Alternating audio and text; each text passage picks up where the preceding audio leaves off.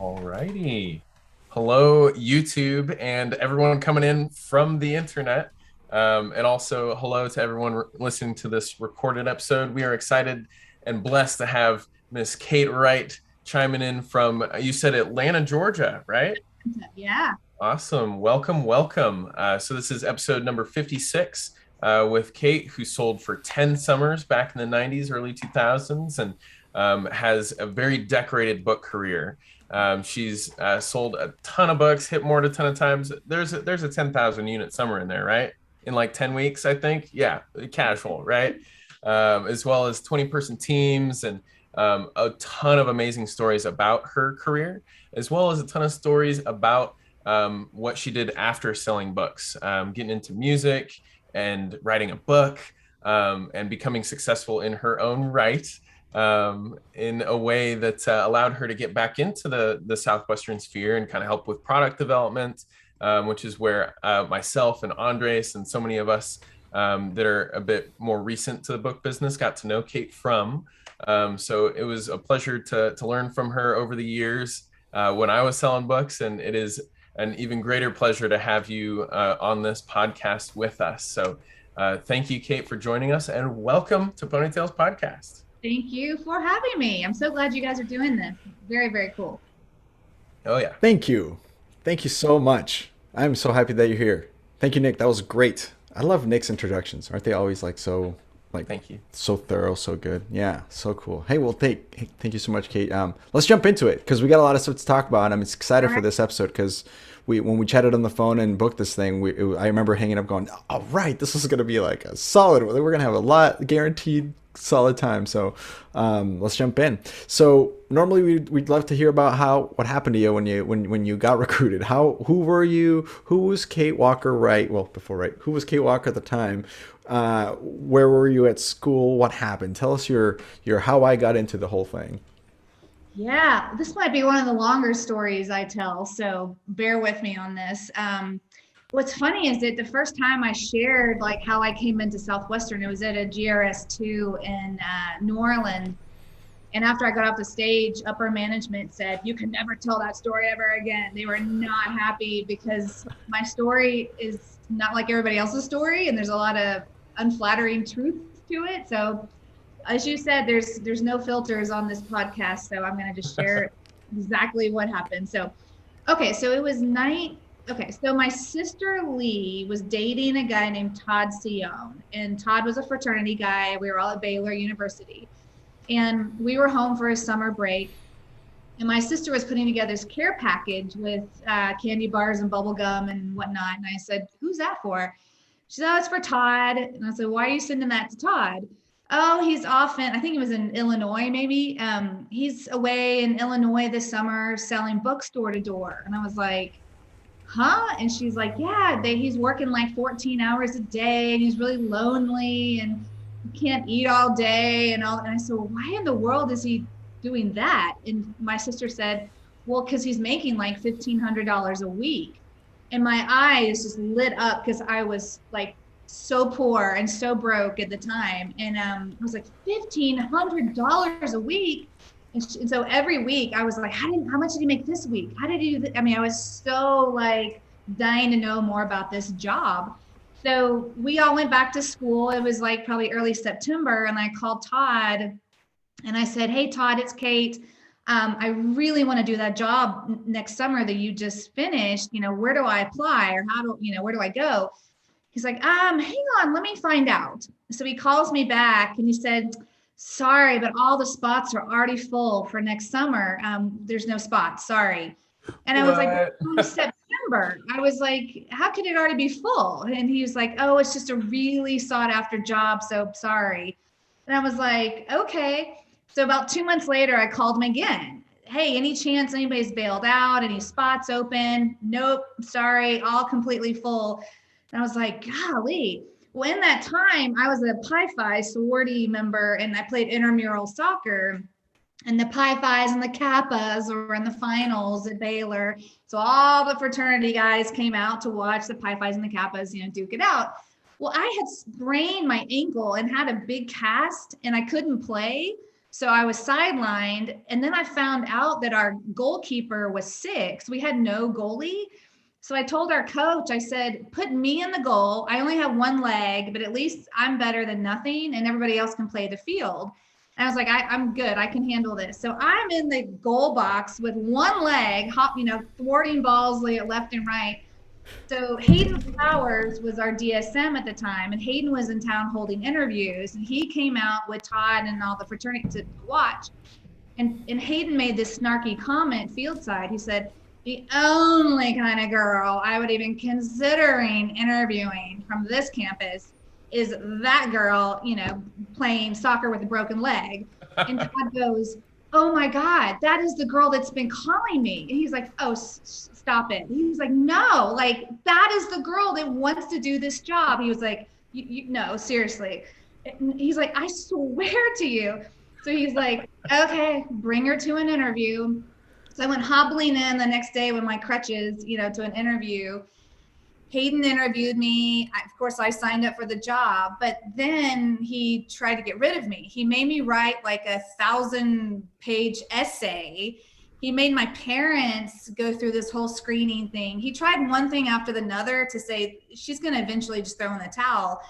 And I had to do something else and do something else. And I thought everybody had to go through this rigorous screening, but it was just me. I didn't know it.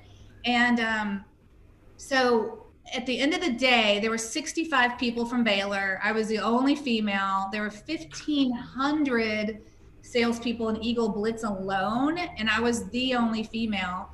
So we went to sales school, and Friday was the day where they announced everybody was going, or your territory.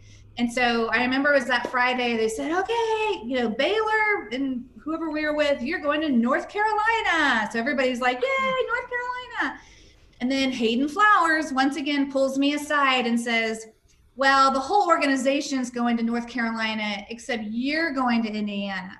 I was like, so he had set up with some total stranger for me to get a ride to Indiana so I could live with another girl and be separated from the boys, because he thought I would get them all off schedule and be a distraction and da-da-da-da-da. So he introduces me to some total stranger. I get in this guy's car and he drives me to Indiana. Long story short, my manager, Todd, quit after second week. All the guys in North Carolina were off schedule and didn't sell. And I was number 1 in Texas, number 4 or 5 or 6 company-wide, somewhere in there. Wow. And then I have to jump ahead to say, when I wanted to build a 20-person team, and I didn't know how to recruit. So the University of Texas was an hour and a half away down the highway. So I spent a week hanging out with the UT people, learning how to recruit and hold interviews and do surveys and all that. And my very first day, we went to this big auditorium with all the surveys. Did they even do the paper survey? Is it all electronic? Yeah, no, okay. Yeah. We had the old school paper surveys, passed them all out. We collected all the surveys. And I was with this guy, Aaron, at the time, and they went straight out to the hallway and went straight to a trash can. And they went through the surveys. Christina, trash. Jennifer, trash. Melissa, trash. Any that had a female's name on it went straight into the trash can. And I said, what are you doing? He said, we don't interview women. And I said, you're throwing these away? And he goes, yeah, I said, but I'm a woman. And they were like, well, you're a fluke. They kept calling me the fluke. But we're not supposed to interview or talk to any women. What year is this? This was 92, 3.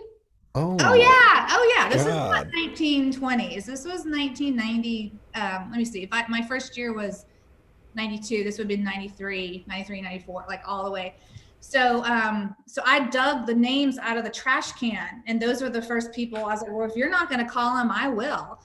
And so I worked my butt off to have my first group interview, and I had like 20 people booked, and Hayden Flowers was coming to town to help me with my first big interview. And he knew I had 20 people booked.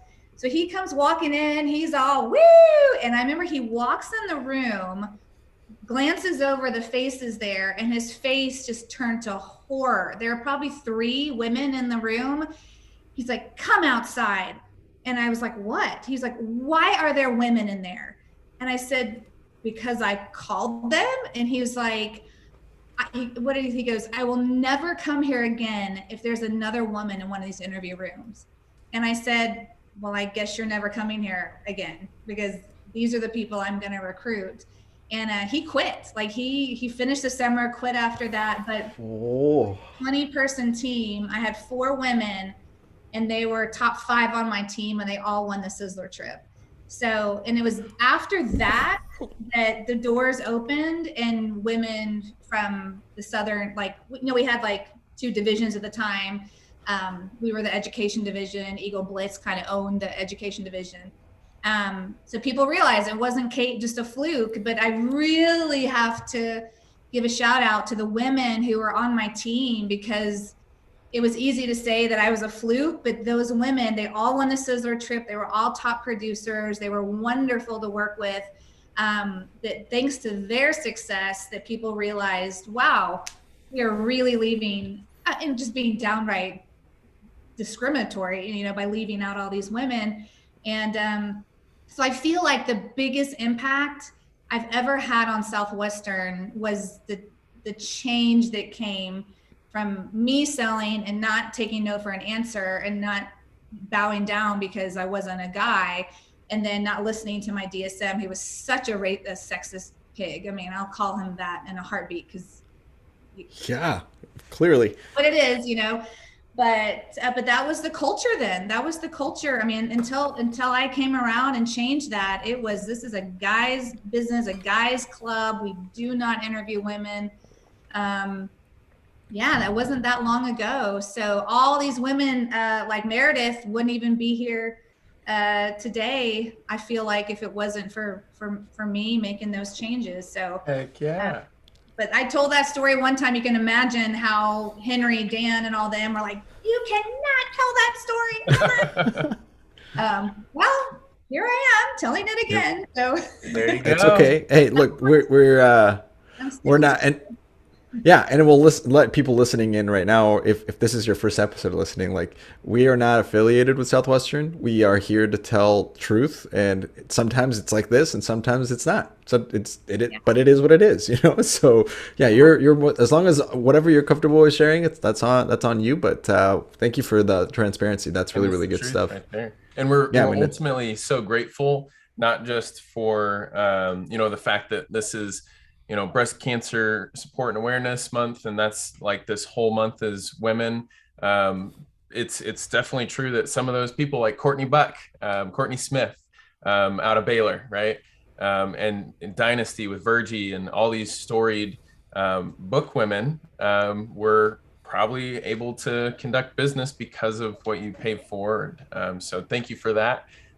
We're excited to honor that here this month. So yeah, a great way to start this podcast is talking about your story of getting into the business and revolutionizing. How are you recruited? I was like, I wasn't recruited. I was like, I basically hired myself and begged for a job, and they let me come along. So that's incredible. Well, and again, piggybacking on Nick, I mean, I have a nephew because my brother married a girl who sold books, and she's awesome. And because of you, someone like her was able to come and sell books to meet my brother to give me that nephew. So in other words, your legacy lives on in ways that you can't imagine. So thank you for that.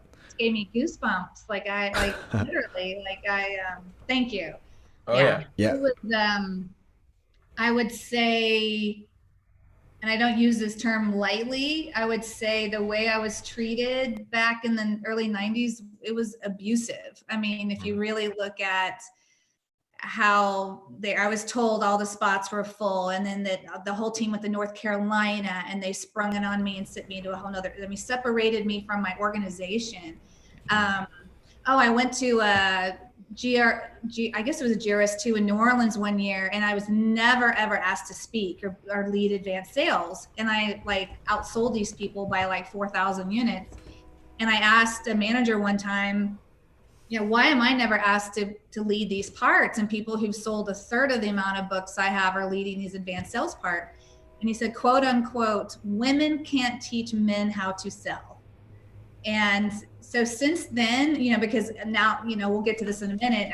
I've been doing coaching for years now. Every time I have a male client who's like, Kate, you've changed my career. I was on my best week ever, my best month ever. I won my trip. I always think of standing there in New Orleans and I just like, yes, like I sure can teach men how to sell. Yeah, they have got it wrong all these years. So anyways, I survived quite a woman taught me to sell. Yeah. You survived and thrived. How to sell. Huh. Alrighty then. Well, you bet. Constantly prove them wrong. All the stereotypes that they thought that I was going to bring, I just had to prove them wrong. Oh, that's over and over and over. And so, what was it like? Oh yeah. What was it like? Just kind of like coming into your own as building your own sales organization. You stuck around for 10 years. So obviously you made a name for yourself. You kind of shook the apple cart a little bit and earned at least some respect, I'm sure, right? Can you tell us kind of how that progressed after you started recruiting and getting some top producing women in your base? How the whole conversation around book girls, book women in the business, were they a bit less like standoffish about it over time, or was it kind of a battle throughout your entire 10 summers? Yeah, how did it progress from that? Yeah, that's a really good question. I think the young men who were recruited before me, who were indoctrinated that this is a man's job. Women are emotional. You don't want to have to deal with that. That I heard that a lot. I heard they get the guys off schedule. So of course, no one would say that the guys get the girls off schedule. It was always, the girls getting the guys off schedule. I heard that a lot. If you want your guys to go to work, don't have women in your org. I mean, I heard so many things. So there were quite a few men that bought into that, and they were like, okay, well, I'm going to listen to that. But then there were some wonderful guys I worked with. Kevin Lofgren, he recruited alongside of me. Hey, Kev, if you're watching. He had he totally didn't buy into that. And then I think it just took them, I think if there were 20 people in their org and 2 or 3 were females, and those 2 or 3 produced at a very high level and they were super amazing to hang out with, I think that single-handedly, I think we all had, every single one of us had to prove to the guys that we're worth having around. We're not, sure, we're all emotional, but all the guys cry too. I mean, everybody gets emotional when they sell books if they have a beating heart, So I think it just took a lot of, and some of the women I would hire, I'd have to say, this is what the stereotype is. This, and this. Just don't be that, and don't give them a reason to say, aha, I knew I shouldn't have hired her. I said, we have to just prove to these guys that we're not nightmares to manage. We do go to work every day. We're not going to get their guys off schedule, la, la, la, la, la. And so the women that I worked with were amazing in that department. So that's awesome. And so were you at Baylor your entire career in terms of recruiting there? Did you recruit at other campuses? Did you move out of Texas at one point? Yeah, that's a good question. So my first team, my big team, came out of Baylor. And then unfortunately what happened is there was not my team, but there were other managers that had people and they were extremely off schedule. And I was like, I cannot, nor do I want my people working. So it's like I had my people, but then there's all these people that, when you have a 20-person team, you rely on them following other managers because they all can't come follow me, as you know. And then, meetings are shared with these other people. And it was so toxic having tons of off-schedule people working alongside me and my people. And so I remember after that second year, the University of Florida was the #1 school in the company. So I said, I want to go work with them because they're on schedule and they're focused. And so I literally I didn't recruit going into so I had a 20-person team and then a 0-person team following. I was like, I just want to go sell and focus and not have, all the off schedule issues. What's funny, I was just talking to someone about this today, is that Chip Gaines from the Fixer Upper, empire. We've all heard of Chip and Joanna. Yeah. He came into Baylor right after me, but the reason I never met him or worked with him was because I went with the Florida group. And so everyone's like, well, weren't you at Baylor with Chip? And didn't he sell up at the same time? And the answers are yes, yes, and yes. But because I went with Florida, I never met Chip, unless I did, and I just don't remember. But yeah, so I sold with Florida for 2 or 3 summers. We crushed it, and we had like 10 managers in one org sell over 6,000 units. I mean, we were just on. And then Arizona, and then I moved to LA. I was in California, and Arizona, because California to Florida is too far of a stretch. So then Arizona was doing really, really, really well. They had a great org. So I went and worked with them for like 2 or 3. I forget how many I was with each, but it was like Texas for a few, Florida for a few, and then Arizona for a few. So wow. Yeah. Well, this episode is in part brought to you from Gainesville, Florida. That's where I'm at. So yes, yeah. Okay. I'm out in Portland.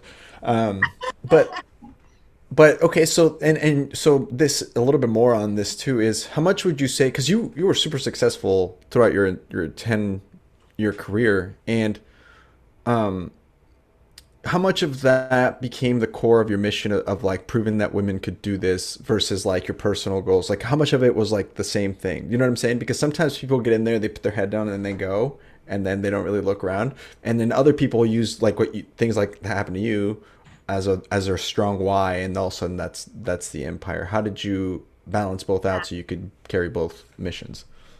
Well, what's interesting is so once me and my team came into the picture, it feels like overnight women it was like just blew up. I mean, it went from 0 out of 1,500 salespeople to like many, and I can't even make up a number. But when I worked with Florida, there were very few still, because Florida was very much Eagle Blitz, and they were the don't recruit women philosophy. But when I went with Arizona, because they were they Power Division maybe? I think they were totally different DSM. They had lots of women out there. So I think they were Power Division, and they were definitely not Eagle Blitz. So the whole we don't hire women, it was definitely I think y'all know that it used to be Power Division, Education Division. Yeah. We used to have 2 different product lines. It was definitely an Education Division thing, and specifically an Eagle Blitz thing. But once you got outside of the Education Division or outside of Eagle Blitz, you'd find it was like maybe like 80-20, men to women. Whoa. So Arizona had quite a few. They had some great, Stacy, Rachel, all of you who are watching, all my old roommates from the past. But I think what kept me going was I realized, once we're all selling, it's all on us. It's not about who my manager is or what he says or does, or the jerk in the organization next to me or whatever. It's like, when we're out selling, I'm out there by myself. It's all on me. So if you look at my first year, I mean, I had so much against me. I didn't have a car. I was a walker. I got separated from my group. My manager quit. I mean, on paper, I shouldn't have survived. But it's harder when you don't have that support system, but I'm living proof that if you're super motivated and have a lot of reasons why you need to do well, you can do phenomenally well in this business. And so I just, every day from 7:59 to 9:30, I just put aside all the shenanigans and all the things that were said and done and how people treated me. And I was like, I have to go to work. And so, so that was just kind of my mission, was don't let all the people and things get in the way. Just tend to your own business and just don't ever treat other people the way some people are treating you. Listening to your story, not just here on this podcast, Kate, but every time you spoke to us at Get Backs, like GRS2 in New Orleans, and just learning from you throughout the years, it just reminds me that I shouldn't just complain. I should just go to work and other people have had it worse type of thing. And everything that you're describing, I'm just like, wow.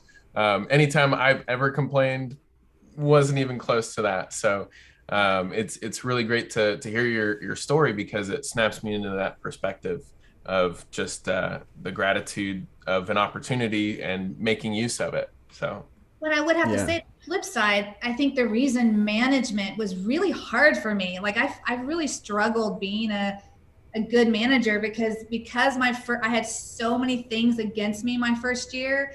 When rookies would call me and say, "Oh, the weather's bad," or "I forgot my peanut butter and jelly sandwich," or whatever, I just want to go, "Oh, you don't even want to know what I went through my first year, or my second, or my third." It's like, it's like, I mean, they didn't want to recruit me in the first place, and then when they did,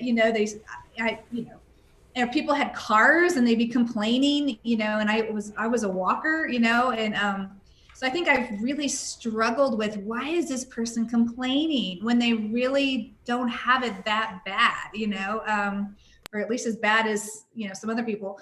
So I think going through what I went through made it hard for me as a manager to really sympathize and understand some of the complaints people had, because I couldn't relate. Does that make any sense? oh yeah, that makes Yeah. sense, especially, Relate to, gosh, I knocked on 10 doors and they all blew me off. I need to improve my approach. Okay, I can help you with that, but I can't help you get past complaints, if that makes any sense. So, yeah. Right.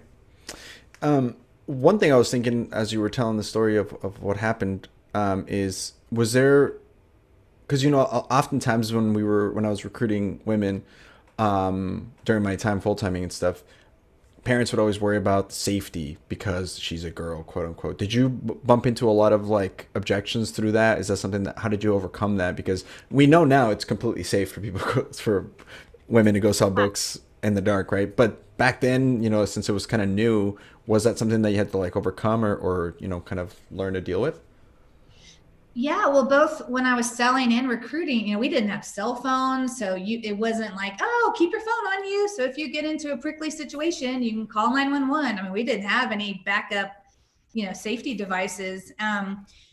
It's so weird, because with all the houses I went to, I cannot tell you one. I mean, there's some stories where I went in a house and I realized, oh, the wife's not here, and I forgot to clear that at the door. I need to probably just get out of here quickly. And I just like, oh, I forgot something, or I got to get going, or, I just got out. I mean, maybe 3 times ever I had to do that. And I just learned too over time that most sales aren't made unless the mom is there. And so it was just not even smart from a business perspective, much less a safety perspective to try to just sell the dad. So I just at the door, if I was like, "Hey, is your wife here?" "Oh, no, she's not." "Okay, I'll catch you back." I just didn't even proceed on unless I saw the mom's the whites of her eyes at the door. When I was recruiting, I would just say I specifically trained my females, just, you gotta, if you don't see the whites of the eyes of the mom at the door, you don't go in. Dad says, "Oh, she's in here, she's cooking dinner." Go, "Okay, well, can you go grab her for me real quick?" So I just reassured, the people I recruited that we train specifically not to go in the house unless the mom is present. But it truly is remarkable, with the literally hundreds of thousands of homes that I've been inside. There was maybe only 3 that kind of creeped me out, where I was like, yeah, I'm getting out of here, Wow. So I was more scared of dogs, like stuff out. I got bit a couple times.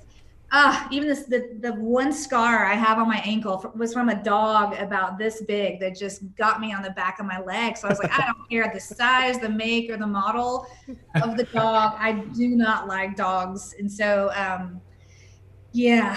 I'm more scared of dogs than I am of dad being home alone or whatever. That's so funny. Yeah. Especially like those little ones that won't shut up and they're overly territorial, right? That's the one that got me, and I still have a scar to this day. Oh so, my gosh. Yeah, I've got one on my bicep right here. So we've all got our stories. Yeah. So yeah, yeah, but it's crazy how, safety was just not really an issue. Like when I sold or when I recruited, I mean, it just wasn't. So That's yeah, interesting. I had no idea how that had developed because like sometimes, usually when there's like rules like that or laws in life, it's because like you ever seen a warning label and it's something for really something like they have to put on tripods, don't eat this now. yeah, It's because someone did that and they have to say it now, right? So I always thought that those rules came from the fact that like we learned our lesson, so now these are the procedures. But it sounded like you just kind of like naturally developed that and it never was an issue. yeah. And out of all the women I worked with, I can honestly say, never heard of any terrible story happening to any. Now the creepy things that happened, I finished a demo with the dad and a mom. They had two little toddlers, and the mom went to put the kids to sleep, and I left to go to my car. And this dad walked me out to my car and was like, "Hey, can we go on a date?" Like he was all trying to like ask me out. And I was, Gross. "You are married. I just sat down with you and your kids. Like, yuck." And he would not leave me alone. And then I had this other dad he drove a motorcycle, and somehow I was selling in the neighborhood where my host family was. I was like, "Oh, do you know the so-and-sos?" "Yeah, that's where I'm." So he knew where I was staying because I was using that as credibility. Oh And he was no. showing up at 10 with his motorcycle, vroom, vroom, vroom, vroom, like trying to get me to jump on the back of his motorcycle and like run off in the. Oh. So it was, and I remember, so I had about three creepy dads who I met in their house, and a lot of them bought from me and then like tried to ask me out on dates. So yeah, Oh. so I just laugh. It makes me sad, but it just makes me laugh kind of at the same time. But that was the Oh. worst of it. That was the worst of it. Yeah. Well, dang. I'm glad you're okay. I'm glad you were able to establish those laws, those rules for sure. Yeah.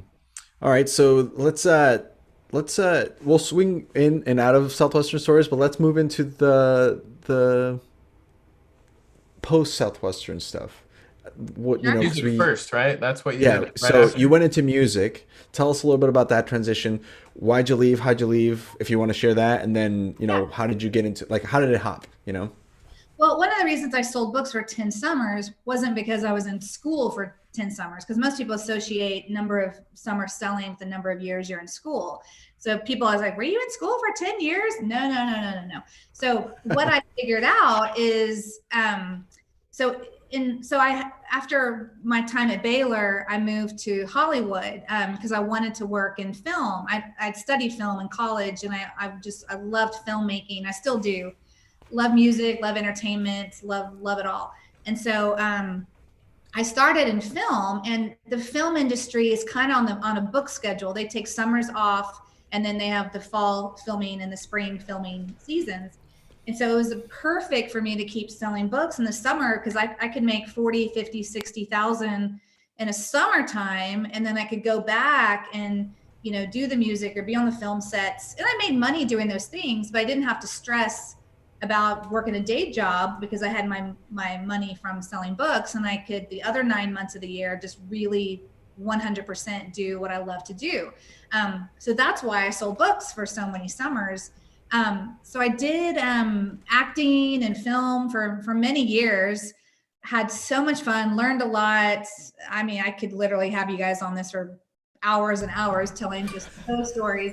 But my true love was always music. And so I eventually, it took several years, but it's through my acting coach that kind of opened the doors for me to get into music. But so kind of how what I learned on the book field translated so well into music is that, so what musicians are always taught to do is once you have a demo CD or a CD and you want to book a club, you mail that CD to the booking agent. They listen to it, they like it, and they call and book you for a gig. So I did that. So I had my demo CD, and so the Viper Room was, I don't know if y'all have heard of that. It's a really popular club, and it's on the Sunset Strip. No. Johnny Depp used to own it. It's where River Oh. Phoenix died. I know y'all are probably not even born when all this happened, but it's kind of like the who's who, like the coolest place to play, you know, if you're in the LA area. It's So this, it's a Mort place for yeah, in book so you're reference. at Mort. Yeah, that's right. Exactly. So I don't know where I thought I was a no-name musician. I didn't even have a record label, and somehow I thought that's going to be my first gig is the Viper Room. So I thought it was like think big, and so so I sent my stuff to the Viper Room, and of course the phone doesn't ring at all. And so then I thought, you know what? When we sell books, if we were just to mail stuff to people and say, call me if you're interested, we wouldn't sell anything. Like we go to people in order to write up the sales. Maybe I should do that with the music stuff too. So I got in my car, drove over to the Viper Room, and it was a female. I just went in like middle of the day when like nobody was there. And I said, hey, my name is Kate. You know, I'm the lead singer for Max and Bell. You know, we're the ones. I kind of did my Southwestern approach, and my assumptive close, like, yeah, we're free, you know, mid-October and mid-November. Which one's easier for you guys? She's like, well, I've never heard your music. And I was just like, well, I had it in my, well, here it is, if you want to listen to it real quick. She was like, okay. She was like, I think I was the first person ever to approach her in person. So she was like, okay, well, and we got a Saturday night gig, like right out of the gates. And so, what? And we booked the Viper Room. And then when I moved to Austin, so I played in LA for a couple of years, and then I moved everything to Austin, Texas. And Steamboat, Antones, and Stubbs were like the creme de la creme in Austin to book. And same thing, I went right to Antones, got in my car. No one knew who we were. I mean, I hadn't even been in Austin like 10 minutes hardly. So we booked a gig at Antones. I got in my car, went straight to Stubbs, booked a gig at Stubbs, went straight to Steamboat. And within a day, I had the 3 biggest gigs in town. My bandmates Door-to-door gig booking. Let's go. Book us at Antones. And I said, we're just good. That's awesome. We're that good. They heard our music and loved it and thought we were phenomenal. Of course, I'm not going to tell anybody my trade secrets, you know. And so right. I said, the music's just that good. Wait, so that's funny because you probably use the names of the other places, right? You're like, oh, you haven't heard about this? Well, we already booked with the Stubbs, and we already booked with just caking it on. Yeah, so I went to Stubbs. You know, hey, you know, I was just sitting down with Mark at Antones. We're playing on. I just want to see when you guys are free. Do you have a place we can sit down? I mean, totally did my book approach. And I mean, and we just boom, boom, boom, boom, boom, boom, boom. And so, I mean, people around town are like, is this band that just arrived in town and they have no following or anything booking these big gigs? And of course, I just said, we're just that good. Our music's just that. It had nothing to do with the music, by the way. I guess you haven't heard about us yet, right? But it gave us so much credibility right out of the gates because we were booking these big shows. And so, and then it just took off, you know, from there. So that's relatable. That's relatable to this because when we first started, we were like, let's just book like 5 of our friends, and so we like called Brandon Q and Phil Zolke, Shane Hertig. Shout out Jeffrey Powers, episode 1.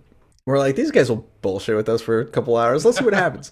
Yeah. And then we got like Fido, and that was like the first person that everybody like really knew from multiple generations of books. And then it was Omar, Pat Roach, like, and then here Dave Rosen. Listen up. It's like boom, yeah. But the thing with that, and this is a good lesson to be learned in probably what you also realize, and tell me if you guys relate to this. But like now, I don't because at first when I first asked like Yvette, I was like, oh man, like I wonder if I hope she gets on. I hope she gets on. But now it's like, oh, let's just contact whoever. Yeah, why wouldn't they want to be on? It's just like the credit, your level of confidence just kind of like goes up because you're like, if we can do this, we can. There's just people, you know. Did you run into that? Oh, totally. And it's just like, and then you just assume that they're gonna book you because the other people booked you, you know. And so I think we so easily, like it's so easy to relate that, oh, if you sold books, that you would do well if you go into insurance or real estate or, you know, businessy business, you know, so to say. But it is phenomenal how much, you know, just all the things we learned, work with podcasting or with the music industry or booking, just in parenting. I know we might get into that, but anything and everything. Because I've been in regular life for more years than I was in book selling life. But I catch myself all the time, like, oh, I just did a book thing, right? You know, like a phrase will come out of my mouth. Like if I'm like at one of my kids' school and I need to talk to the principal, you know, it's that assumptive. Well, is she free today or tomorrow? Which one would be better for her? You know, like I catch myself like closing, you know, the choice of two positives or, you know, whatever, in so many random situations. Oh yeah. And you learn a lot of that, not just from selling books, but also recruiting people to sell the books. Because I keep thinking about in solar, how it can be a bit of a prolonged conversation as opposed to a 20-minute sit-down sale, right? And like, you know, getting on the phone sometimes to set an appointment, and like, I think I haven't used it yet, but I'm curious what it would look like to say, now, do you consider yourself a reliable person? Can we count on you to show up at this time? But as we used to do with recruiting sometimes. But I am curious about the details of this whole music career. This was 2001, 2002. What was the timing of that? Well, it started in 1999, and kind of, well, it's funny, my stuff is still on what are the Spotify and all. I make about $12 a month right now off of my stream, because actually, note to musicians, you will make no money off streaming. Streams, forget about it. You got to go back the old-fashioned way and sell t-shirts or something. Merch and concerts. Yes, in concerts. There you go. That's why concert tickets are $200 a pop now, because musicians aren't making money any other way now. But so I was a solo artist in LA, and my name as a solo artist was Matson Bell. It's like a combination of my mom's maiden name and my best friend's name. Kate Walker was already taken. There's somebody in Australia named Kate Walker who already owned that domain, and that didn't really sound very musically either. So Matson Bell it was. So I had a couple of CDs that came out in LA, and I was nominated for American Music Award for Best New Artist. And that's sad, I don't even remember the category. It was Best New Artist. And didn't win, but it was like, woo, to be nominated. That was a big thing. Played the Viper Room and played all these really cool gigs. Then I got booked for South by Southwest in Austin, which is a huge music festival. And I'm from Texas originally, so I always knew what South by Southwest. And I was like, I always wanted to play South by Southwest. So it was when I went to Austin. I mean, LA is just such a big city, and it's so expensive. And whenever I played a show in LA, I mean, it was $20, $30 cover charge for a friend to come in the door. You know, a beer is $15. It's $30 to park. I mean, it's $100 just to walk out the door in LA. Right. So it was really hard to play to a full crowd because, I mean, a lot of people just didn't have the money to just come to a normal gig at like the Viper Room. But Austin, it was like $3 cover charge, $2 beer, free parking. You know, I mean, you could pack the place. And so, and plus I just wanted to be more of a big fish in a small market versus a big fish in a big market, which LA is kind of owned by the heavyweights, like, you know, the big name people. Right. So, so after South by Southwest, I decided to move everything. So all my bandmates stayed in LA, and I just had to reform everything in Austin. But that's really when things took off. We booked all the big shows. We won at the Austin Music Festival. It was best pop band, best new band, best pop band, best something, like every category that we qualified for. We won. And so that was like, you know, and we actually started making money as musicians. So that version of Matson Bell was like 2001 to 2005. And it was just so fun. It's so much hard work. People don't realize, just like your podcast, everyone thinks, oh, it's just the 90 minutes, you know, you're recording people, but all the prep and the phone calls and the emails and the social media marketing and like nobody knows. I mean, I totally respect what you guys do because I know there's a lot that goes into what you guys do. Same with music, all the rehearsals and the radio shows, and I mean, it was exhausting, but lots of fun. By the way, my family just moved recently, and I've had all these boxes for years. I've taken from house to house. I've never opened. And my husband was finally like, honey, if you don't go through these boxes, I'm putting it out for the garbage man to pick up. He goes, I'm so sick of all these boxes cluttering up the garage, whatever. So I was like, I don't even know what's in these. So I opened them up, and it's all my old Matson Bell, my memorabilia, like old posters and all the flyers we used to put around town. The old mailing list was in there. This is before email. Like we had to people basically like fill out, you know, their home with their addresses. Yeah. Yeah, I used to go. Gosh, I wish I had some of this to like show you guys. I remember going to the post office every week with postcards notifying people when the next show was. Because think about this, we had no Facebook, no Instagram, nothing, no email, no text messaging, nothing. It was all snail mail or word of mouth. So I really appreciate. I'm kind of really jealous that I wish our band had. If we could have stayed in it another like 10 years and we did have the luxury of some social media, because oh my gosh, it would have been so nice. Just live Friday night, click, go, send. Out to thousands of people. But we didn't have that luxury. So so those were some. So anyways, I stumbled upon all these videos and so over the holidays, my kids and I were sitting down going through all these old photos, and they were like, Mom, that's you? Like, they never saw me as a musician. And so it was really just, gosh, I think I appreciate it even more now than when I was even in it, just what we accomplished and what we went through. We'll have to check you out on Spotify and all that. Is it listed as Matson Bell? Yeah, it's awesome. It's spelled Matson.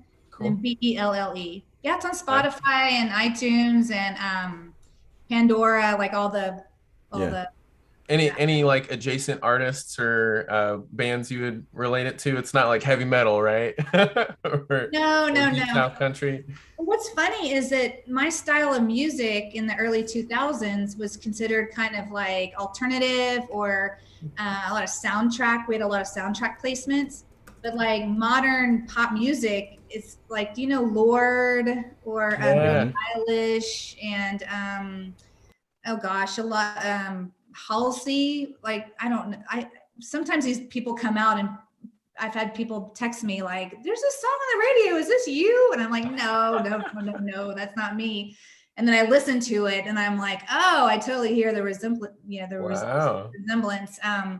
So we were, probably a good 10, 15, 20 years before our time, because the pop modern music now, 15, 20 years ago, that was considered like alternative music. Right. But now it's more mainstream. So. I'm excited to check it out. Is it Goodbye Juggernaut? Yes, that's one of them. Yeah. Float? Yeah. Hang on. Do I have your permission to play this? I put Fatal Error on. That's still one of my favorites. Fatal Error. Let me see. But I have to get permission for you to play this for copyright reasons. Let's see. So let me see. It's in Bell. Say that one more time. Fatal Error. Fatal Error. ERR. Okay. That one was on. Fatal Error. This got Little Red. Live at Antone's. Oh, there's a live version of it. Oh yeah, you can skip. Yeah, you don't want to play the live versions because. Okay. I got a red cover with like 5 white figures at the bottom. Is that it?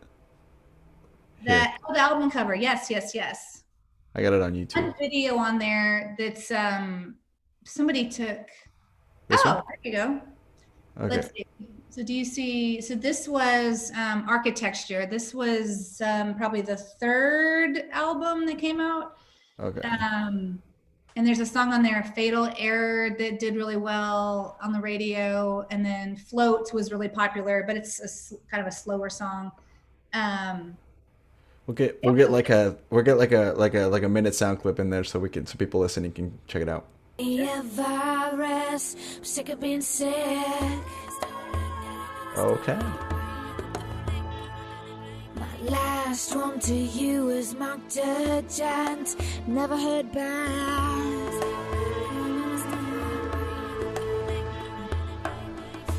I know that you want to keep me electrically. This is a vibe.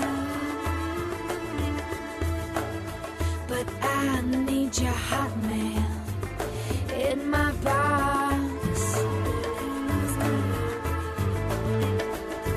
And please, don't delete me. Please, don't This is a delete vibe. me. I think I'm performing a new legal operation. 'Cause every attachment you sell makes me more attached. Let me pause that for a sec so we can. We have so much to talk about. You get cooler every time. So weird. This is so cool, man. I could just. This 20 this years is- ago, this was recorded. I mean, isn't that Wow. weird?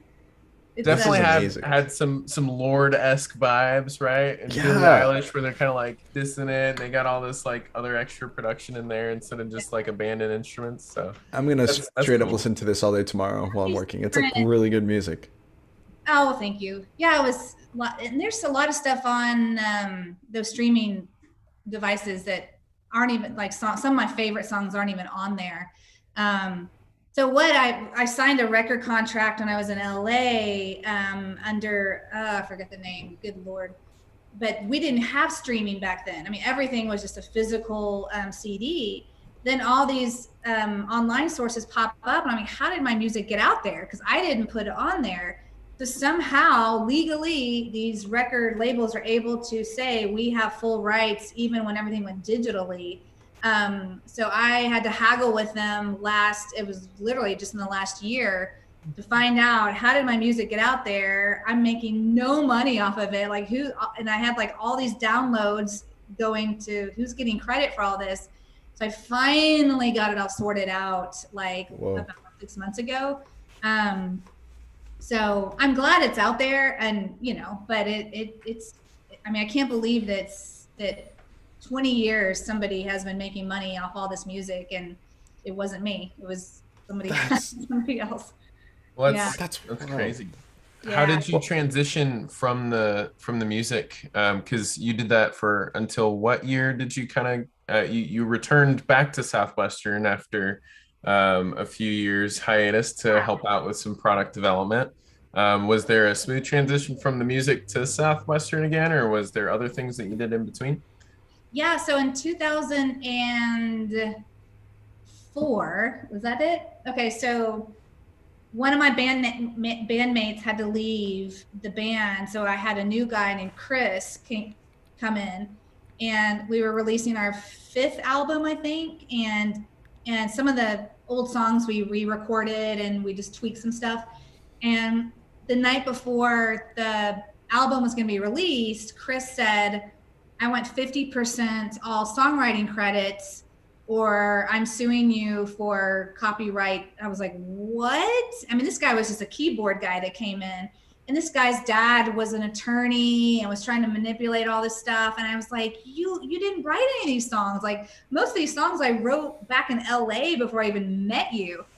So long story short, songwriting lawsuits are long, expensive. They're federal cases. They aren't easy at all. So my attorneys just said, just settle with the guy, get rid of him. You don't want to battle this out, da, da, da, da. So I had to pay this guy like basically dollar for dollar what I had in savings just to get rid of him and get his name out of the picture. Way. So I was so upset and so frustrated. I was like, you know what? I just want to go live in Europe. I just want to get out of America, get out of the music industry.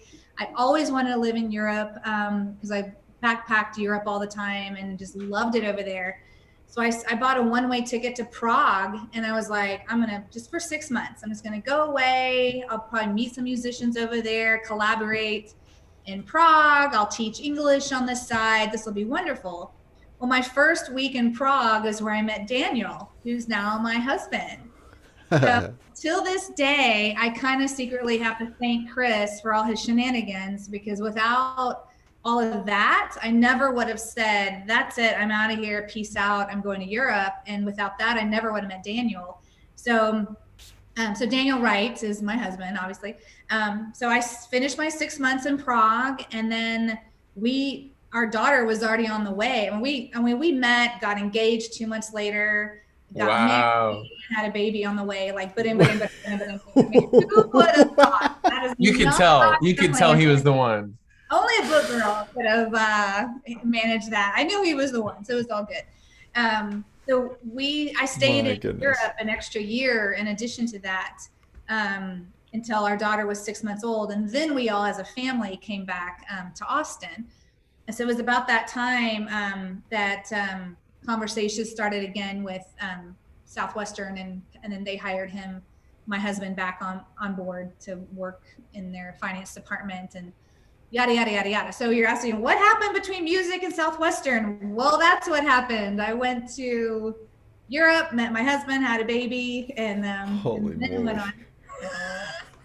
You guys are like, I didn't know any of this stuff. No, and see, so this is something maybe a fault of ours, but it's the one thing I like is to not have pre-approach from the person, because if I knew this, it wouldn't make this moment as sweet to like find out about it on the air. You know what I'm saying? I know it's like totally against Southwestern rules, because you should always get pre-approach, and maybe we should, but honestly, it's so much better to just like get it like this. Personally, it's more genuine. I had a little detour, let's say, but it's a very wonderful, sweet detour. So and based on what Nick said, like, so then how did the story happen to get recruited, I guess, into Southwestern for that part of your career? So how did what? What was that again?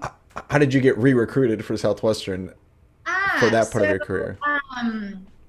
So they wanted to start doing websites. Like at the time, it was just books. There was nothing digital that the company had or sold. And they wanted to get into like a subscription model. And so I'm trying to think how they reached out to me. So along that lines, my book had come out, which is like a parenting work-life balance book. And which we'll get to that in a second too, I'm sure. So I think they knew about that. And I remember Henry Bedford calling me, and he wanted me to spearhead like the educational, like what was eventually, I forgot the name. The Squids? No. Swedge. Swedge, but then became, it became advantage for kids, advantage for teens, advantage for parents. The math and all that. And so I started to so he was trying to get me on board to do like an educational website. And I at the time, my kids were little. I was like me kind of running with some website that has to do with algebra and physics, just really my heart wasn't into it. So I went back to Henry and I said, you know what I'd really, really, really love to do is a parenting website. I said, because we're sitting down selling to parents, we're selling stuff to the parents for their kids, but we're not selling anything to the parents for the parents. And since I was a young parent at the time, I was like, it's like the blind leading the blind. There's so few resources out there for parents. And I remember he was not excited at the idea of doing a parenting site. So long story short, I said, give me a small budget. And at the time they weren't collecting emails from their customers, nothing. I said, y'all need to start collecting emails. Give me those emails. I'll put those people on a newsletter. I'll plug them into the parenting site. We'll test the data. So the very Advantage for Parents 1.0 was this, was just an awful website. I don't know who developed it. I had maybe 300 people on a newsletter, but the click rate and the engagement was like off the charts. And so, so then I just really, so just kind of, that was it, and it went from there. And I was supposed to be part of Squids, and I was part of Squids, but then they brought in Haley, to really, and she kind of really ran with Squids. And so the parenting site was really my baby. So we kind of worked as a team on all those websites, but then we helped develop the app and the tablet, and all the electronic stuff was part of that whole project for many years. So I was part of that team for 7 years, I think. Gosh. I don't even remember.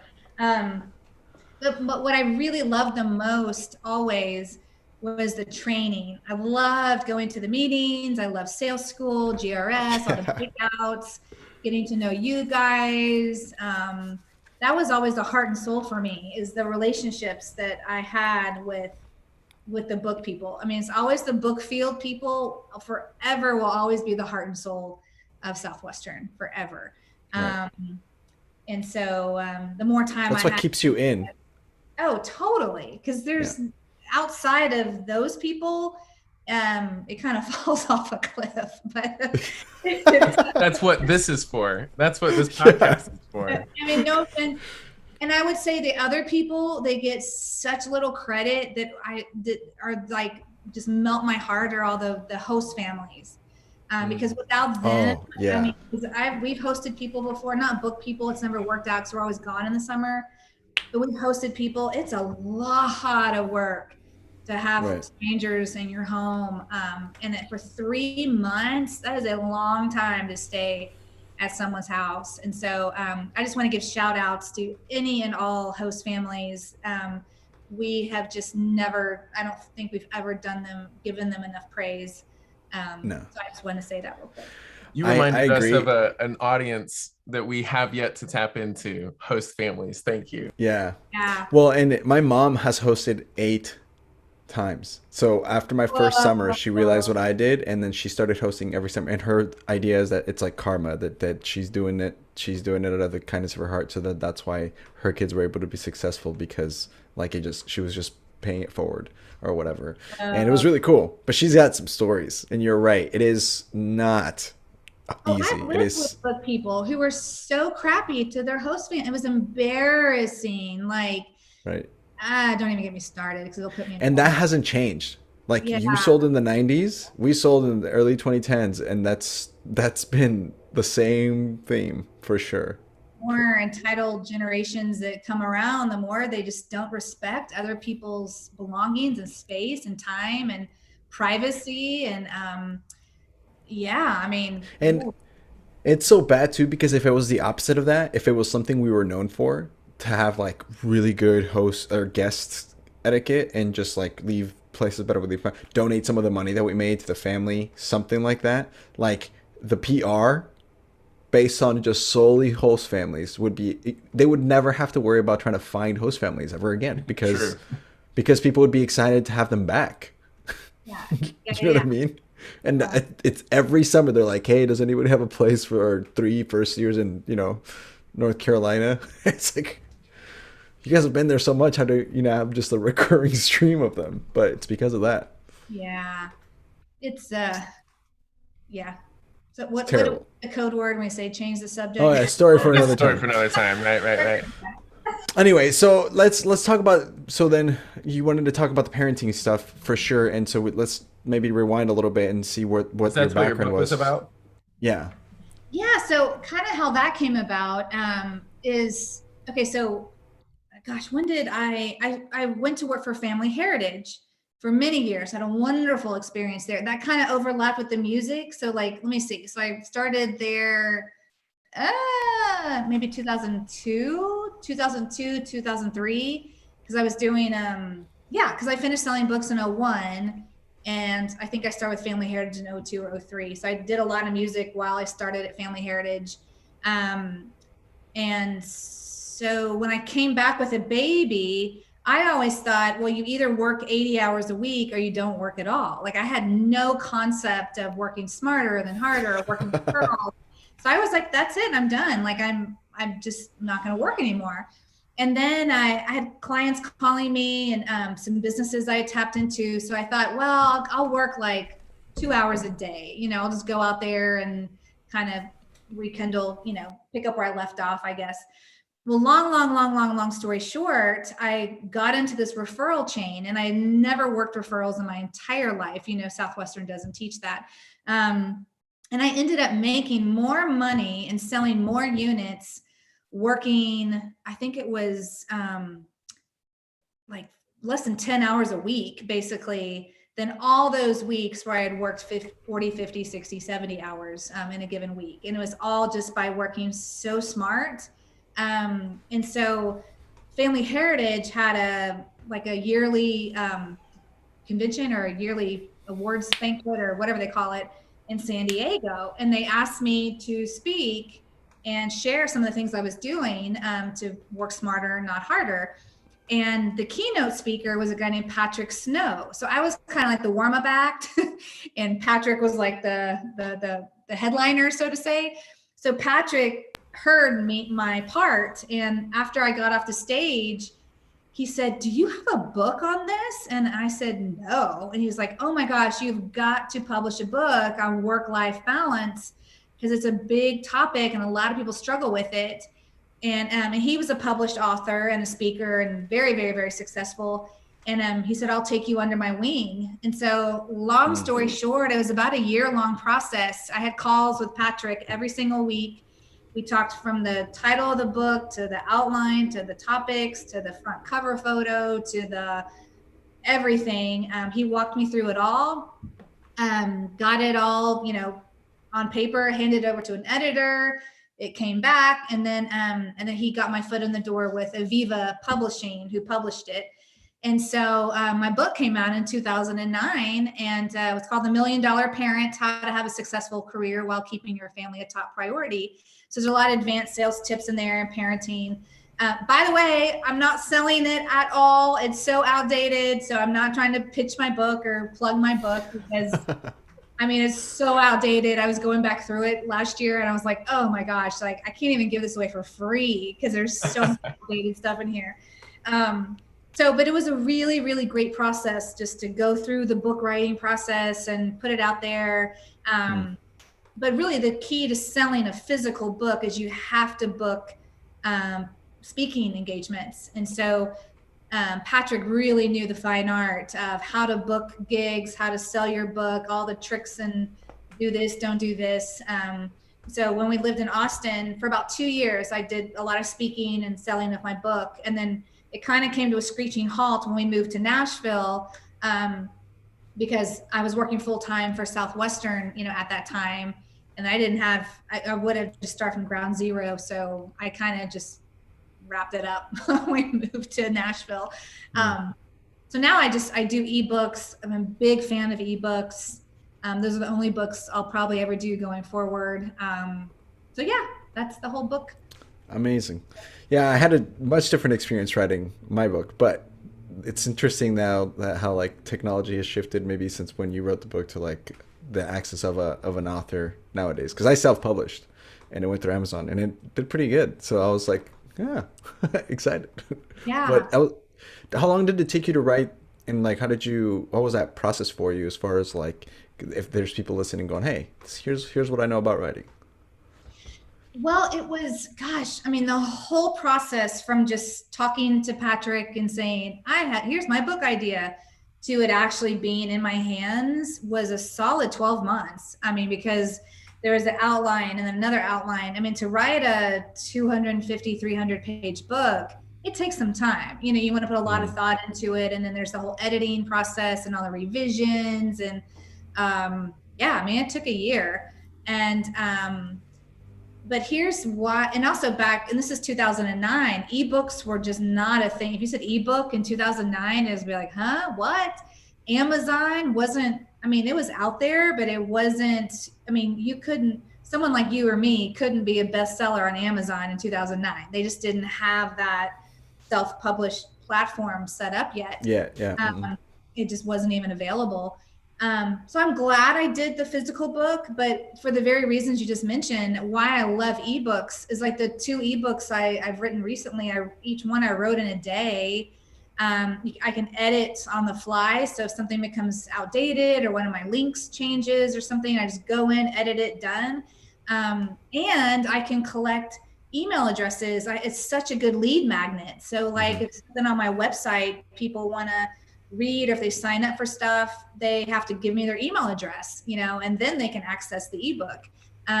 So, I mean, in one day you'll get like hundreds of email leads just from that one ebook. And back, like all the books that I sold, I don't have any contact of the physical book. I couldn't get any contact information for anybody, or if my book was sold through Amazon, but I can't get any email addresses on those people. So I had zero follow up with any of the people that ever bought my physical book. But it's such a different story with the ebook. So, and a lot of people say, yeah, but I want to be able to call myself an author or a published author. And I'm like, you can call yourself an author with an ebook. Like, I don't know why people, I mean, I get it. It's physical versus digital, but if you write a book, you write a book, whether it's a 20-page book or a 200-page book or what format it is. I think the definition of a book is am I creating something that people can learn from? And it's obviously has written text in it, so I think people need to really embrace ebooks and run with it, because the technology is there and it doesn't cost you anything. It's awesome. Yeah, that's been my lesson too. My book came out this year, and I work with Self-Publishing School. They're a couple. Aaron Schaefer currently works there, and Dylan Barr. We've had some of those guys on here, but yeah, I learned that kind of what you did, which is instead of trying to figure it out, just find somebody who's already done it, and then just go, how did you do this? And in your case, you had someone who mentored you. For me, that's why I went with them. I was like, I don't know how to do any of this, and like help me learn. And that's what they do. That's what they do out there. And so same process, and I learned the same things you did. And it's incredible to see like that success that you had, because you're still implementing just stuff you learned through Southwestern. It's a numbers game, so collect a lot of emails and all these. It's kind of cool to see.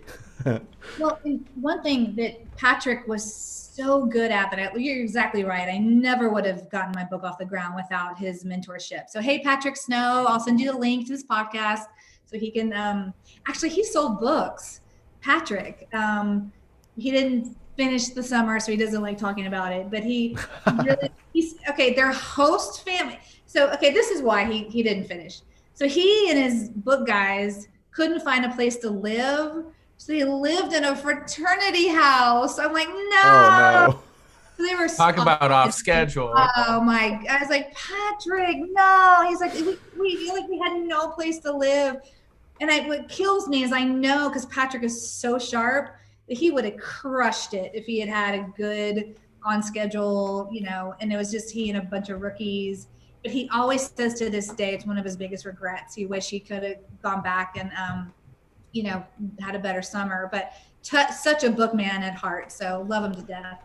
But so for those of you who might want to publish a physical book, what he was so good at teaching me, and I've shared this with others, is the art of how to book a speaking engagement. But all these things you don't think about, like where to place you have to have a table with all your books to sell, because that's your income. Like you got to sell some books while you're there. And just the art of, like, during your speech, how to reference the book and when to reference the book. So as people are listening to your speech, they go, if you say, oh, like on page 42 of my book, I tell a story where, and you kind of leave it hanging where people, oh, well, I want to get the book because I want to finish the story on page 42. Or he said, don't ever book a speaking engagement unless they'll let you put your table of books by the door where people are exiting. Because a lot of people, they don't know, they'll just put a table anywhere. But no, if people are leaving this way and your book is over here, you're not going to sell any books. I mean, so down to the fine details of where your table should be placed, what to say during your speech to get people fired up about buying your book. I mean, he had it down to a science. And so those are all the things that even if I had gotten a book off the ground, I wouldn't have known the art of tying the book to a speaking engagement and then selling a ton of books after that speaking engagement. Does that make sense? Yeah, and that's amazing there that you would humble because you were so successful in Southwestern. A lot of us think that we're like we know everything especially right after we were done selling books, we're like, we're amazing. And then you go and you're like, oh, there's things that we didn't learn. Yeah. Which we can transition this into your referral business because you mentioned you wanted to talk about this is I for example, we're doing this podcast thing. I'm learning about marketing on the fly because for being Southwestern, the only marketing they teach is door to door. So what happens if, you know, I can't go door to door or like what I don't know how to market the legal side of things. And you were talking about referrals, right? Working by referrals. You picked up on that and you took off with that. Tell us about that. Yeah, I want to say one thing real quick. You just hit on something that I don't want to pass over is over the years, I think the most commonly asked question to me is, how have you done so well at all these different things, from selling books to writing a book to music to blah, blah, blah, blah, blah. And my honest answer I've said to everyone that kind of leaves them all confused, I said, the reason for all my success is that I am extremely coachable. And then everyone goes, that's it? And I'm like, because whether it be selling books, I mean, I followed even to my 7th, 8th, 9th summers. I went and followed 2, 3, 4 people every single solitary summer. I never bought into this is just a rookies are off schedule type thing. I felt there was always something to learn from other people, even people who sold half as much as I did. I followed people all the time. When I got into the music industry, I would just sit in the recording studio and watch Pete Snell, my producer, for hours and hours and hours and hours, record stuff and blend stuff, or I just go to movie sets and just watch how they put the lighting together, the camera angles, or I mean all this stuff. And so, or to my book, like Patrick, I give him 1000% credit on how that got off the ground. I truly have said I could learn to fly a rocket ship to the moon if someone would just let me fly shotgun a few times, in the rocket ship. I mean, I feel like I can learn anything if we're coachable. But I think, like, we say that term all the time in Southwestern, you got to work hard. What is it? Work hard. Study hard. Work hard, study hard, and coachable. But I think, so few people truly are coachable and like anything and everything that they do. So I cannot say enough how important in anything in life, anybody watching this, anything you want to do, you have to be able to find and surround yourself with people that are already doing what you want to do at a high level and just be willing to learn from them. So I give that philosophy 1000% credit for that. So preach. So good. So yeah, the referral thing. That changed my life. Learning referrals when I sold for Family Heritage. I mean, literally changed my life because I could be a mom and make 6 figures and only have to work 3 or 4 hours a day. I mean, it didn't get any better than that. And so when I went back to Southwestern and, I wasn't in charge of sales school or the training, but it killed me at that time that nobody was teaching. It was still cold call. I was like, there's such a smarter way to do this. And the powers that be thought that referrals were only for people who had cars. Just so not true, by the way. They had a lot of stinking thinking in their heads. Oh, we can't teach referrals because of this or that or whatever. And I was like, guys, you don't understand referrals. That's not what I would teach ever, So then I started, as you guys might remember, or y'all might have been part of. So one year I had 10 book people just under the radar who I trained. Yes. I just got to start teaching this to somebody, So I had like Amber Leatham and Ozowski and a bunch of, it's a very small group, like 10 people. And Wasn't like Hannah Reesberg part of that too? Do what? Hannah Reesberg, was she in that, or somebody from Force? I can't remember. Yeah, Hannah. She may have been the 2nd or 3rd group, maybe the first 2.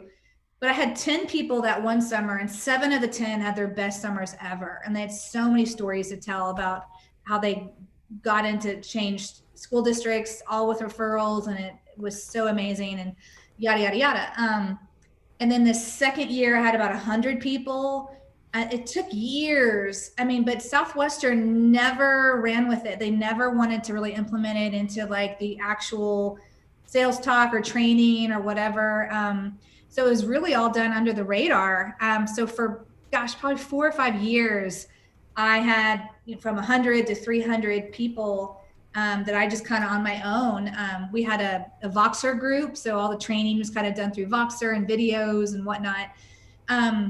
So then my time at Southwestern came to an end, and I knew immediately that I wanted to go into coaching and have my own business, and I knew referrals is what I wanted to do because I saw so many sales organizations that did not teach it, they didn't train on it, they didn't value it.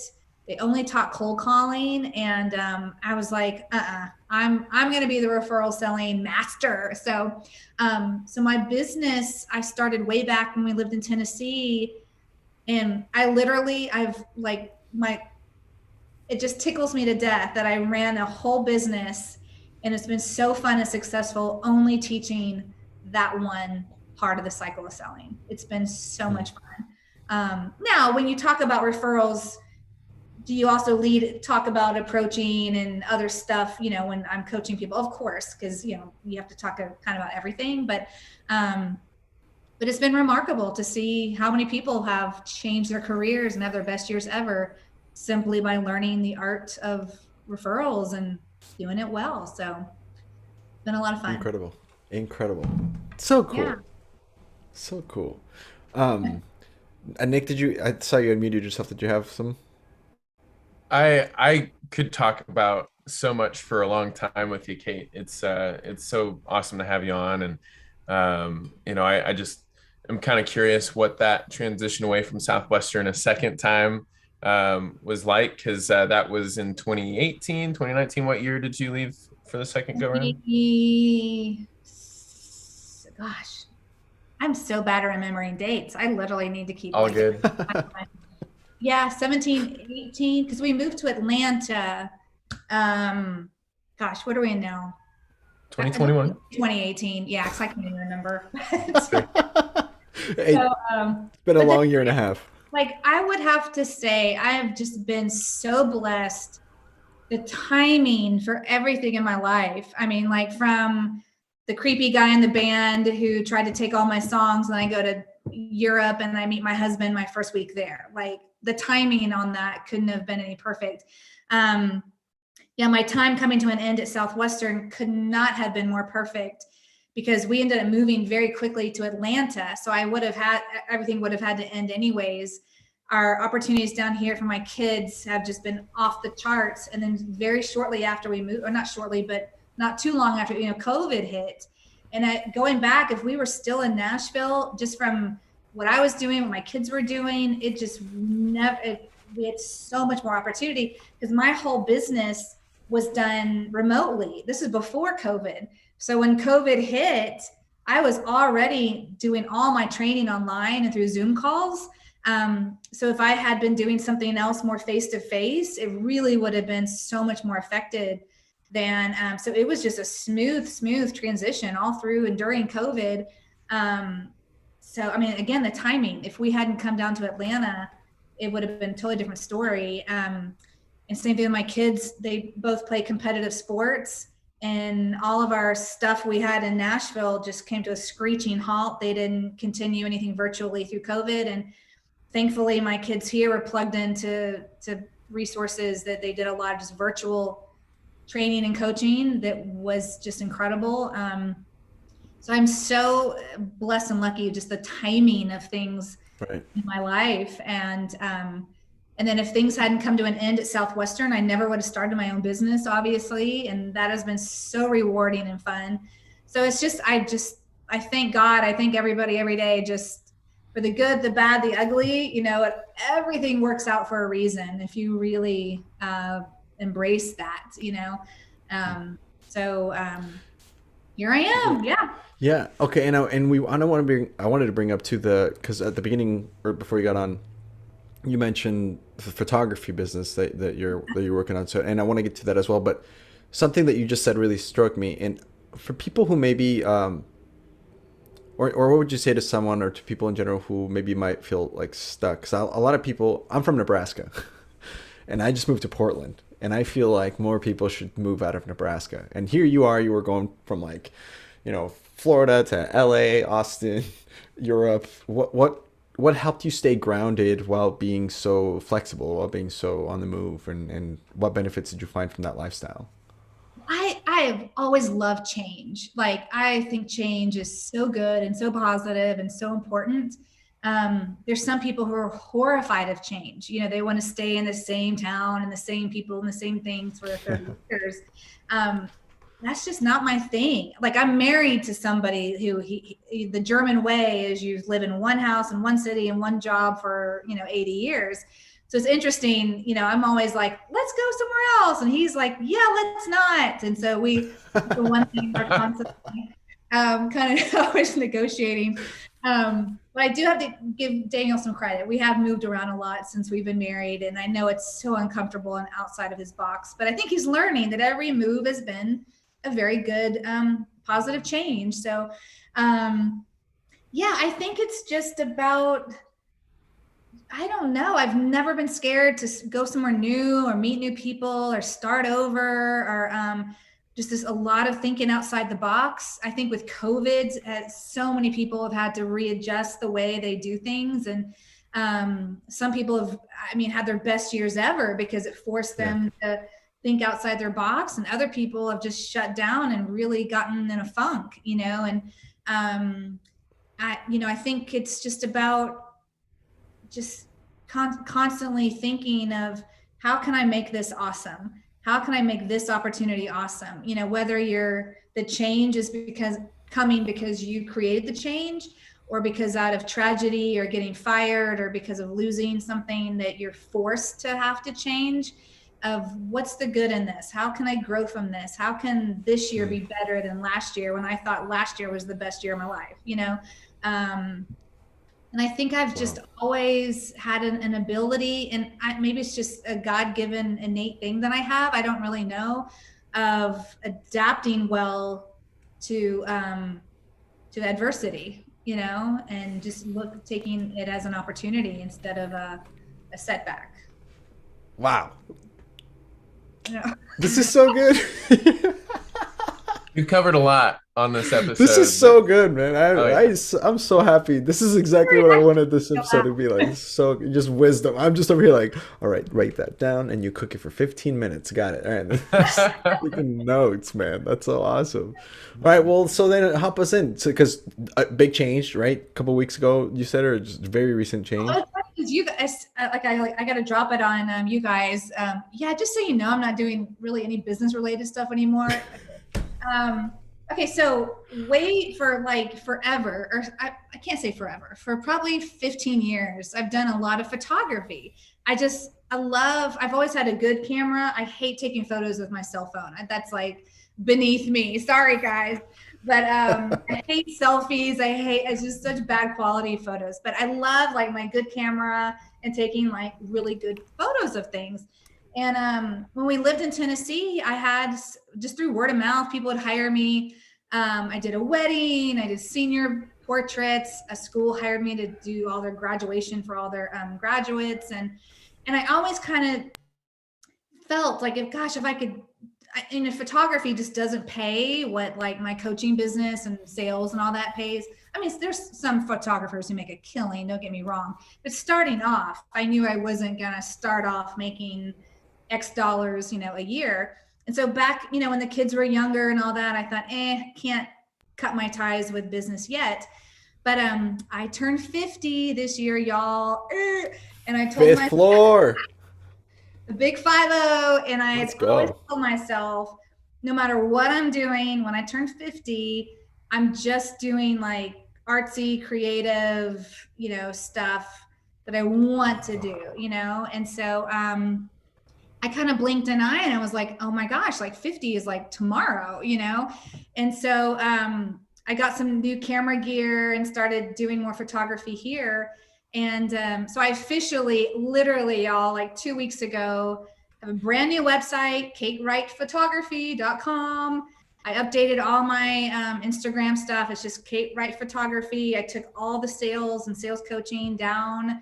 I mean, this is weird because sales has been part of my life since I was 19 years old. I mean, that's what I'm always been known for. That's my identity, is being like the sales coach, the salesperson. And also note to all my clients, like anybody that's signed up for my coaching in the past few years, they know they have me for life. So I don't want anyone to panic. They access all my content for life. So if anyone needs a refresher call, please call me. No charge whatsoever. I'm here for you. So I'm not shutting myself off. I was going to ask. Okay. No. Yeah. So I need to make that disclaimer. Yeah. People who've paid for my digital course, it's still on my coaching course. It's still online. You have access to that. So it's all accessible. It's just what I'm pursuing day in and day out is photography clients. So, and I've learned I really love doing senior photos because it's such a cool time in people's lives. Graduation is coming. I only have to photograph one person, not a whole family. So that's so much easier to move to different locations and different setups and different, families. They kind of have to just be in a bundle of grass, and it's just not very interesting from a creative standpoint. And then you have Are we talking high school seniors, college as well? High school seniors, yeah. Okay. For a second, I thought you meant like older seniors. Like no. I'm like, oh, that's interesting. Yeah, let's take pictures of old people. Oh my gosh, I gotta start clarifying. She's just following the transition. She worked with college kids and did the parenting thing, and now she's doing she's like the old people. Old people. The whole cycle of life by Kate Raidt. It's the next book. Yeah. Thank you for clarifying. High school seniors. There you go. And so I literally launched my website like 2 weeks ago, and I already have several clients, and so I'm just in the infancy stages of it, trying to ramp it up, but it's been so fun. I love it. And so that's what I love, because I can work around my own schedule. I can pack a weekend with clients, or I can take 3 weeks off, or I can book people just according to when I want to do it. So so far so good. Ask me again, in 6 months or 6 years where we'll have to get you back on. Yeah. But y'all know I'm doing the music and the writing. I mean, creativity is just in my DNA. And with sales and all that, there's not a lot of creativity or artistic value, to selling things door to door.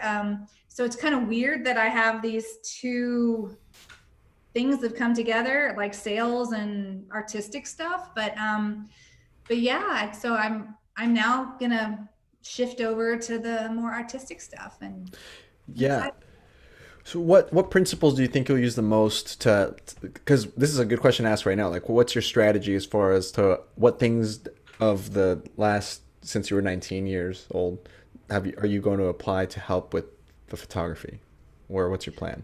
It's a really good, it's so funny because, so what I do if I'm booking a high school senior, by the way, usually the mother is very involved because they want to know like wardrobe and location and all that. And so I have a prep call.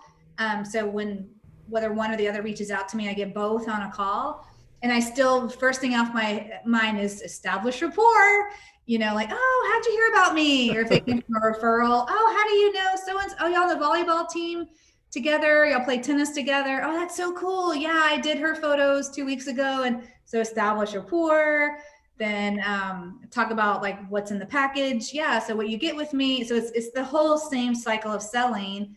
Price build up. There's a lot of photographers around town who charge, but I'm only blah, blah, blah, blah, blah, and so, and I just, when I'm with them, I really, I think selling books has helped me connect with high school kids, because this. Yeah.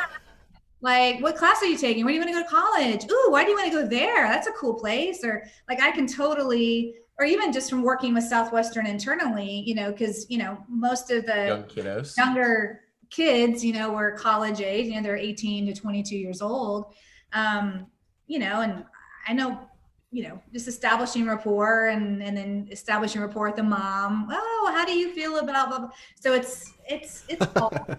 It's all the same, and It's just the product is oh yeah, and I get money down. You can't book an appointment with me. No cold, what do we call them? We had no money down. No weak customers. No weak orders. I'm not going to book a photo shoot. You have to put 150 down, and no weak orders in my business. No. I learned that too. Oh yeah, so it's awesome. Yeah. It's just so funny to see because we're listening to this and we're like, yeah, but some photographer that didn't sell books who might bump into this will go, oh my God. That's awesome. What we talked about a few minutes ago about learning from people who are already doing it. So once I knew, okay, this is really what I want to do, the very first thing I did, I started following, I have a few friends that are in photography in different cities and states. I reached out to them, like, how are you booking people? What are you charging? What editing tools are you using? Blah, blah, blah, blah, blah, blah, blah. You know, turn on your coachability. Yeah, the coachability. I look at every post that they make, and I look at their photos, and I can see like the camera settings and, you know, and how many comments or likes and which ones are getting the most engagement. And so, I mean, I'm just a student of, I feel like a total rookie photographer, and I am. I have so much to learn, but there's a lot of people around me who are already, you know, years into their careers. So I just have to surrender and say they're already where I want to be in 5 years. So I need to just really study what all they're doing, pay attention, be coachable, reach out to them when I have questions. And I think that's why it's kind of gotten off to a quick 2-3 week start, is just applying what I'm learning from these other people and dropping it into my business quickly, you know? And many seniors later, you'll be like, okay, it's time to hang up the cleats and get into painting or something like that, right? Who knows? Yeah. Yeah. So if anybody's in this greater Atlanta area, of course I do. I can photograph. I thought of putting as my tagline, I shoot people. Nobody uses the term out here, shoot, really. They say photograph. And I'm like, no, it's a photo shoot. Like, I'm shooting you. At least that's what we used to say in LA, you know, is, but it doesn't go over very well when I say, yeah, I'm really excited about shooting you on Friday. They're like, I had a lot of fun shooting your friend last weekend. That term isn't really used here quite yet. And I want to change that. Some people say she shoots people. What? Yeah, it's a sticky word right there that catches people's attention and interest. That's great. So I'm not sure if we're, you know, we've got about 20 minutes left on a 2-hour window here. I think it's about time for the pony story, whether it be a pony from the book field or your all-time favorite story from any of your bouts in business and otherwise. I know you're racking your brain right now, but take your time and share what you got. There's so many. I would be here another 2 hours if I, well, I would have to, okay, this is it. Well, yeah, if I had more time to think, maybe I could have a better story than this, but this is why you'll have to come back. Do what? This is why you'll have to come back. Exactly. Yes. I was talking about this afternoon with my son, because he was like, what are we doing today? And I said, well, I'm being interviewed for a podcast. He was like, what podcast? So I was telling him, you know, what this is all about.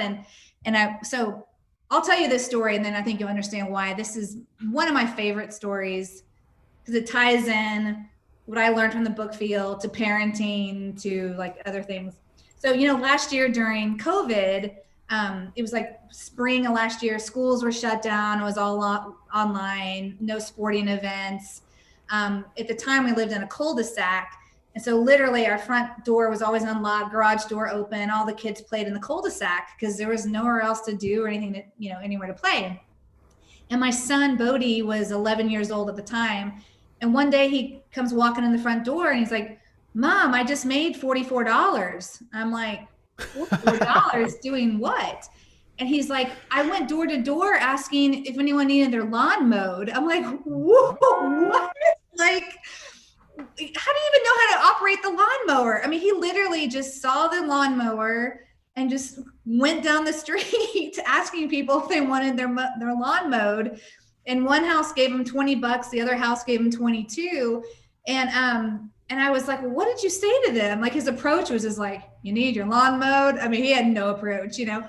And so I was like, well, do you want to keep doing this? He was like, so after he had made $44, it was like winning the lottery. He's like, I want to go do 10 more, like now. Well, he didn't have all the right gear because he needed like those bags to put all the clippings in. He didn't have an edger. So my husband and I, we went to Home Depot and we found a little lawnmower that's like battery operated. So there's no gasoline, and got a little edger and got him some little goggles and stuff.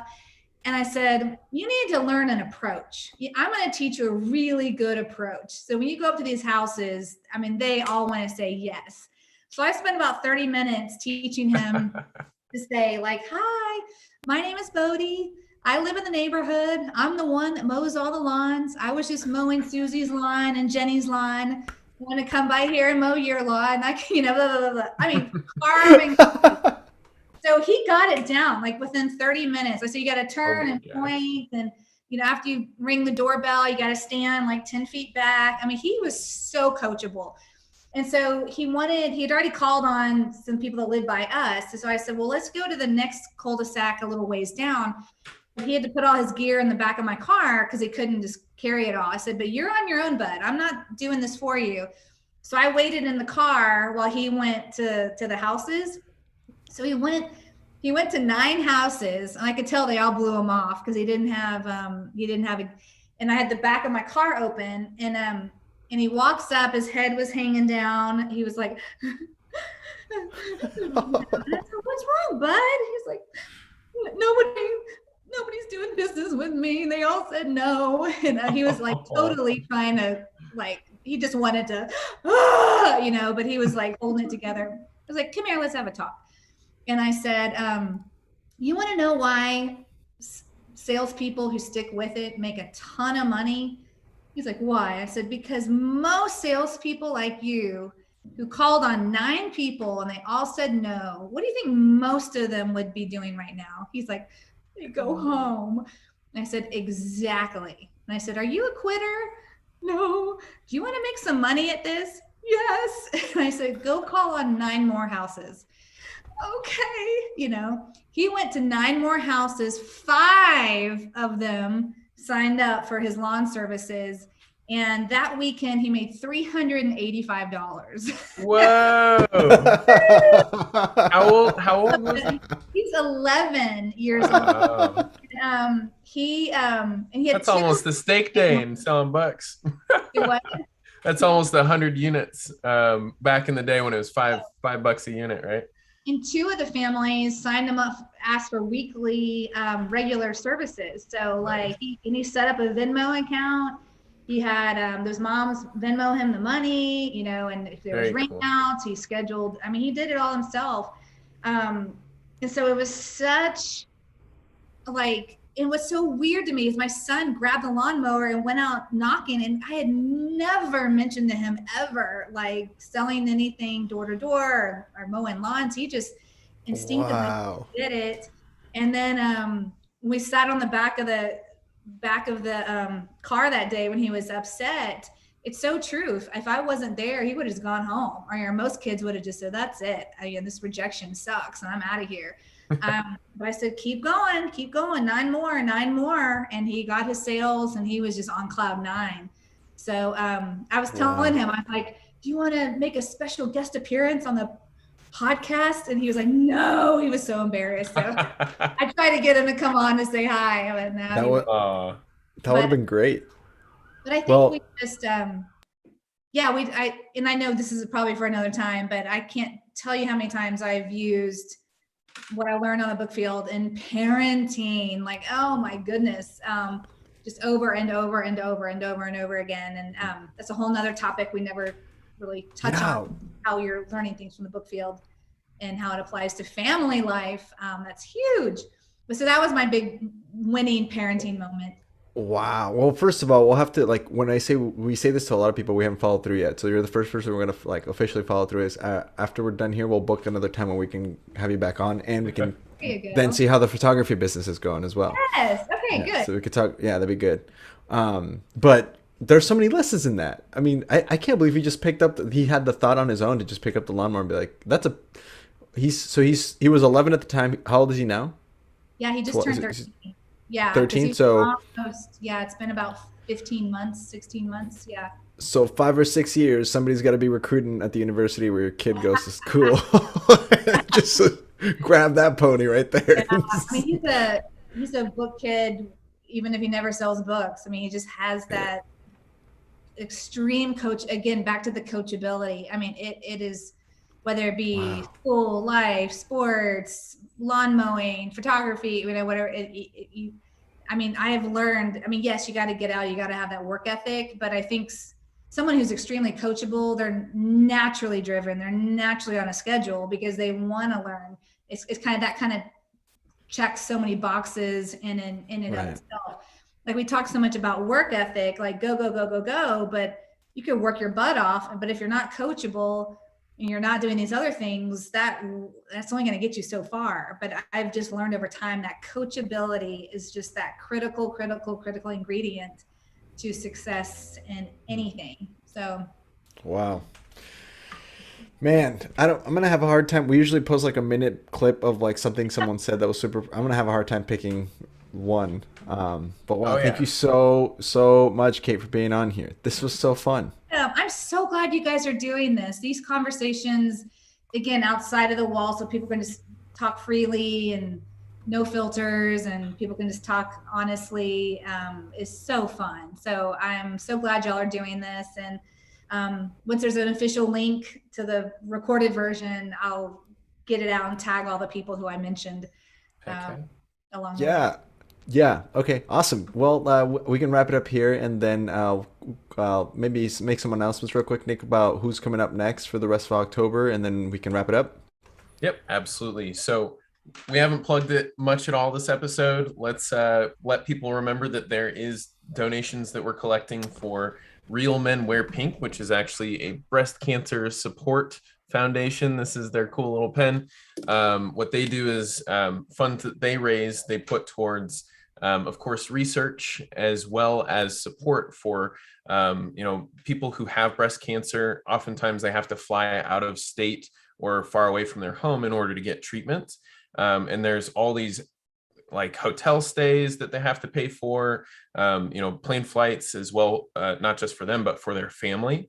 And so any donations that we're getting, it's going to help with that cause. And so this whole month of October is in spirit of that. It's a great reminder, your story at the start of how you got recruited and kind of let women have their stay in the Southwestern business, because we noticed that we had too many guys as guests, and we're like, hey, let's hear some awesome book women and their stories. So after you today, we've got this Thursday, the 14th, Kim Shell. I believe she went to UF, so another Florida Gator there. And then Nicole Wingard, she's a recent book alumna, this next Sunday. And then Mary Ellen Powers, she's the sister of the very first Ponytails guest, Jeffrey, on Thursday, the 21st. And then that following Sunday, the 24th, is Whitney Armstrong. I'm super excited for that one. Thursday, the 28th, Heather Dutton. And then Sunday, the 31st, is a special episode with our new producer, Naomi. So another guest that we're working on. She already agreed to join us. It's just that she's got a lot to consider now. Her name is Kirsten Lewis. She went to school at MSU. She sold books for a few summers. She's currently battling breast cancer. So she's going through treatment, and we wanted to highlight her story. We'll be having her on hopefully this Tuesday, October 12th, maybe an evening Special episode. edition episode. Yeah. We'll have to figure check something in out. on her. She told me a tentative yes, because she's going through a lot. So she doesn't have a ton of energy, just going through her battle with breast cancer. So that's what we've got on the slate. Thank you so much, Kate, for joining us once again. Anything else to share, Andres, or is that it for announcements? That's it for now. There's a lot more announcements coming in October. But again, Kate, thank you so much for being on. I'm honored. Andres. This Thank is you, so Nick. fun. This is so great. So we'll catch you guys next time. My name is Andres Gamboa Barrera. I'm the creator and co-host of the Ponytails podcast. Nick Taverdi was with me today, and we were having a blast with Kate Wright. See you guys. Thanks. Thanks, guys. Bye.